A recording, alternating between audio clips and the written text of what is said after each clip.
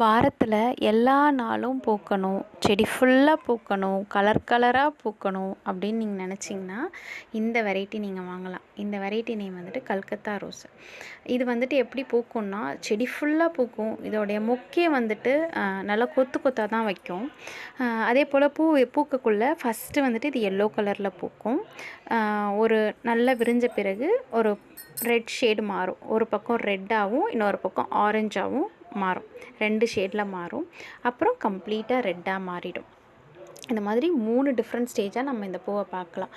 உங்களுக்கு வந்துட்டு yellow colour பூ வேணும்னா எல்லோ ஸ்டேஜில் நீங்கள் பறிச்சிக்கலாம். இல்லை எனக்கு வந்துட்டு டபுள் ஷேடில் வேணும்னா இந்த ரெட்டும் ஆரஞ்சும் இருக்கிற ஷேடில் நீங்கள் பறிச்சிக்கலாம். இல்லை எனக்கு கம்ப்ளீட்டாக ரெட் வேணும்னா நீங்கள் ஃபைனலாக பூத்த பிறகு பறிச்சிக்கலாம்.